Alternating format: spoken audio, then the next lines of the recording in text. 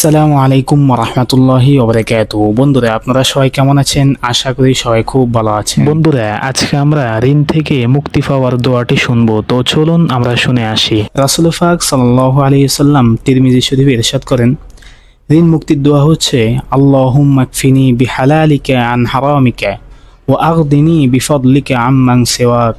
বন্ধুরা, আবার বলতেছি, আল্লাহুম্মা কফিনি বিহালালিকা আন হারামিকা وأغنني بفضلك عمن سواك اللهم اكفني بحلالك عن حرامك وأغنني بفضلك عمن سواك।